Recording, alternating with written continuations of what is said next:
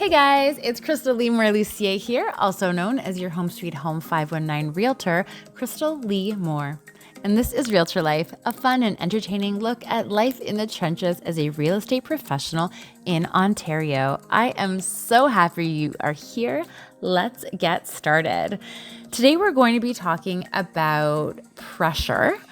We're going to be talking about manifesting results and learning skills and learning the craft that you need to become the person that you ultimately want to be.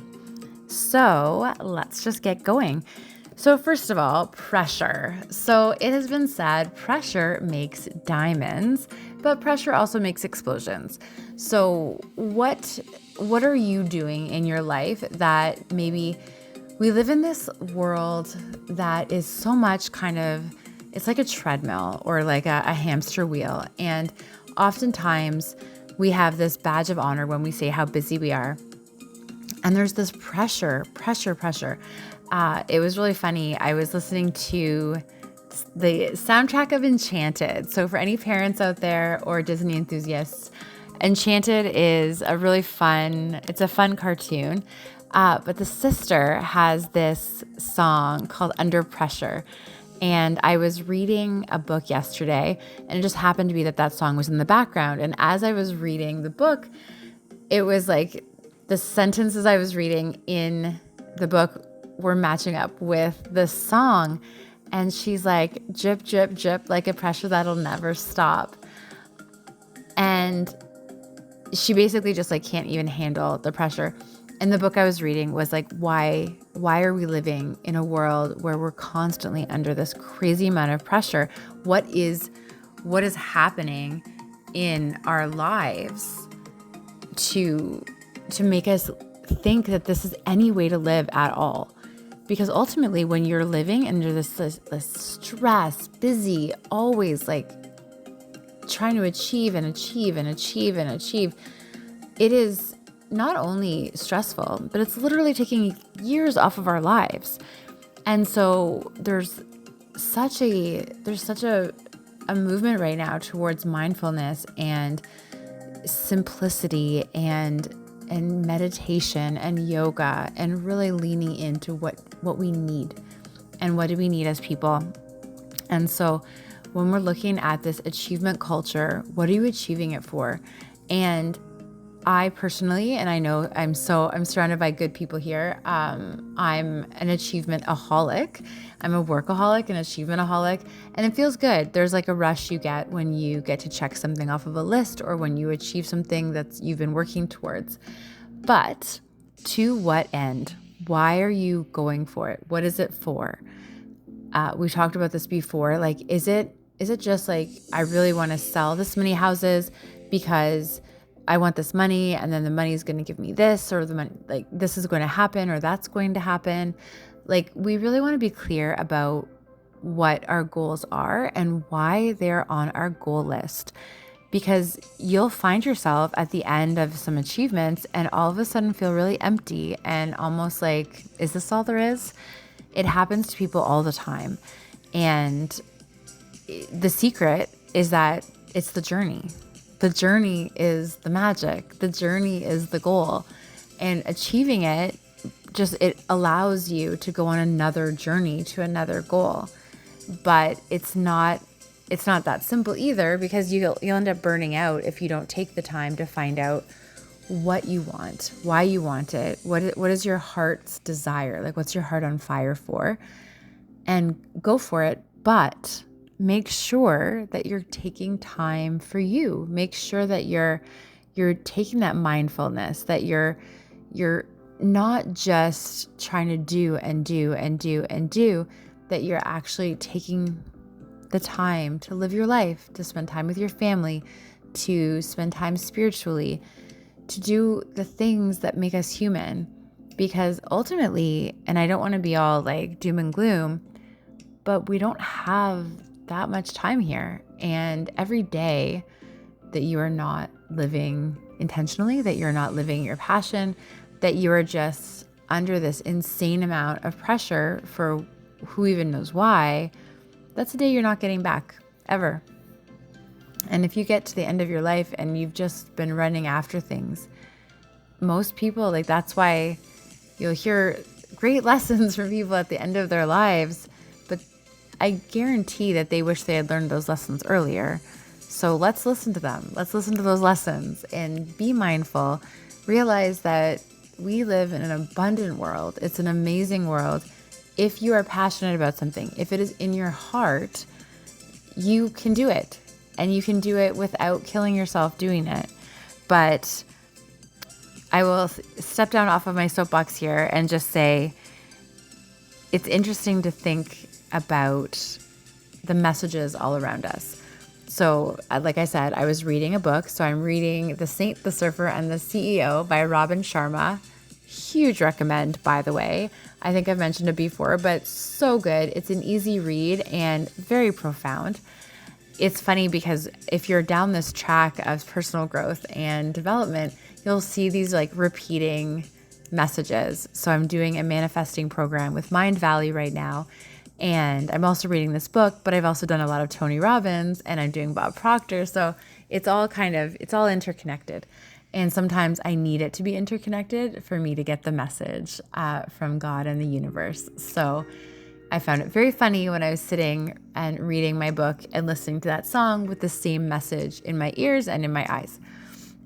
Basically, stop killing yourself for this achievement and just let go.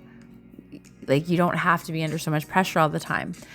And then the next song I listened to was It's Who You Are by AJ Michalka. And that is from a nice little movie from 2010 called Secretariat. Haven't seen the movie, loving the soundtrack. So It's Who You Are is basically, it's not about the accolades. It's not about how fast you go. It's not about the games. It's not about the fame. It's not about anything but who you are inside. And it just really spoke to me, and I hope it's speaking to you. So I would definitely recommend throw those onto if you have I have a podcast for every year or season. Not a podcast, sorry, a playlist for every year or season. This is my podcast, obviously. But it's fun because sometimes when you hear a song, it'll kind of click into a memory. So I like having those playlists. So it's Who You Are by AJ Michalka and Under Pressure from the Encanto. My goodness. Sorry, Anne Hathaway. I think that's Enchanted. Let's just hope none of my cousins or my sisters are listening to this podcast because I am not doing well on the movie trivia. Encanto, though, was Under Pressure. So, moving on to manifesting. So if we're not going to constantly be running on this crazy hamster wheel and treadmill of life, what are we doing? Because we can't just sit around watching Netflix, even though it is very bingeable. And I think during COVID, many of us finished Netflix and Apple TV and Prime and Crave, but there has to be more to it, right? So you can't just do nothing, especially if you're used to doing things. So definitely find what is setting your heart on fire. And one of the things you can do to figure that out, and I know I've mentioned before, but really dig deep. So I was recently reading or listening to something. I'm on a deep dive for personal growth right now. But what are the things? So think back to the things that really speak to you. And they will usually give you some clues, either where you have a path forward, some passion, or some healing might be needed.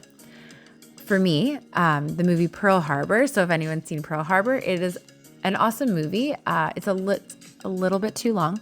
I think it could have been ended at about the 2-hour mark and been just as good.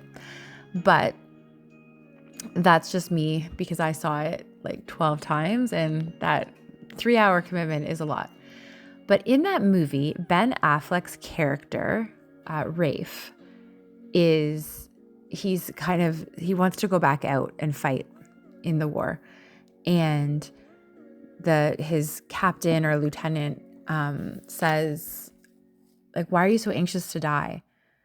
And he says, I'm not anxious to die, sir. I'm just anxious to matter. And don't we all want to matter? And don't we all want to make an impact and show that we made the world a better place? And so when we're looking at like what are the things that mean the most to us, that sentence just stuck with me because that was so profound and it resonated with what I would like. And the same thing, what you're supposed to do is take those moments that really, really do something to you or say something to you. And the things that give you tingles. Sometimes we hear something, it just gives you tingles and you just know it's like a little nudge from the universe saying this is something you need to hear. Or if something brings tears to your eyes. Or if something makes you really angry. Like, realistically, things shouldn't just make you angry. We're emotional people, we're emotional beings, but if something is making you angry and it doesn't make sense, that might be an opportunity for healing, right? So that's the wisdom I'm getting from my Robin Sharma book. Really good book. But try to look at those things and then do the things you love doing, and you're going to figure it out. You're going to figure out what you're supposed to do here on Earth if you do the things that you're passionate about. I love playing guitar. I love painting. I love walking. I love traveling, all these things. But I also notice that if I'm walking and listening to music, I get my best ideas. Or if I'm playing guitar or even if I'm meditating, like it's kind of, you almost like tap into this extra power where you get to figure out the puzzle pieces a little bit better.